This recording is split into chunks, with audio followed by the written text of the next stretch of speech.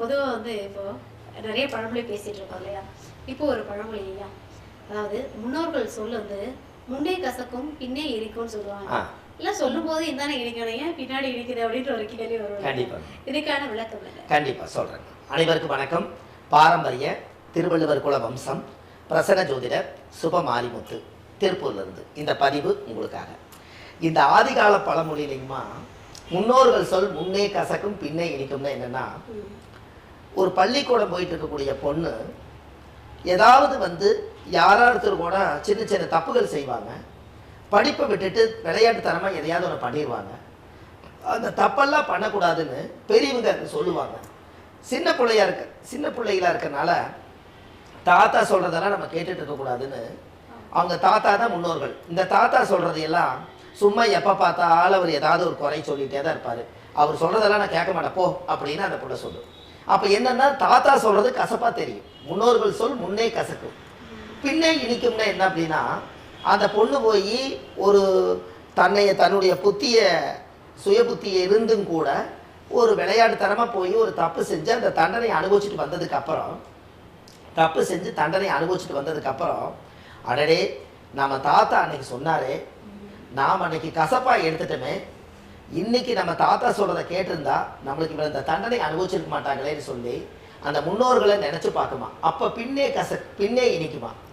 என்னங்கம்மா? பின்னே இனிக்குமா. அப்போ பார்த்துக்குங்களேன், அப்போ முன்னோர்கள் சொல் முன்னே கசக்கும் பின்னே இனிக்குமா.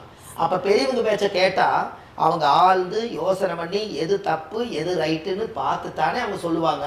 ஒரு தப்பு பண்ணுறோமா, அந்த தப்பு வந்து சரியானது அல்ல, நீ நாளைக்கு பிரச்சனை ஆயிருச்சுன்னா நம்ம குடும்பத்துக்கு ஒரு அவமானம் வந்துடும், ஒரு கேவலம் வந்துடும், அதனால இப்போ உனக்கு கசப்பாத்தான் தெரியும், ஆனால் பின்னாடி வந்து நான் சொன்னது நீ நினச்சி பார்ப்பின்னு சொன்னது தான் அந்த காலத்தில் முன்னோர்கள் சொல் முன்னே கசக்கும் பின்னே இணைக்கும்னு அந்த காலத்தில் வந்துச்சு. இனி யாராக இருந்தாலும் பெரியவங்க பேச்சை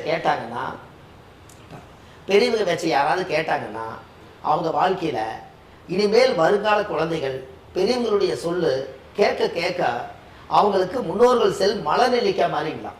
அந்த காலத்துல மலை நெல்லிக்காய் கேள்விப்பட்டிருக்கீங்க? அந்த நெல்லிக்காய் கதை சொல்லுவாங்களா? முன்னோர்கள் சொல்லுன்னா மலை நெல்லிக்காய் மாதிரியா. மலை நெல்லிக்காயை முதல்ல கடிச்சோடனே கசக்கும், 10 நிமிஷம் கரமிச்சு தண்ணி குடிச்சிக்கிற இனிக்கும். அப்ப முன்னோர்கள் சொல் முதியோர் சொல் முன்னே இனிக்கும் பின்னே கசக்கும். அப்படி அந்த காலத்துல மாத்தி வச்சதுதான் முன்னே கசக்கும் பின்னே இனிக்குன்னு மலை நெல்லிக்காய் வச்சு சொல்லியிருக்காங்க.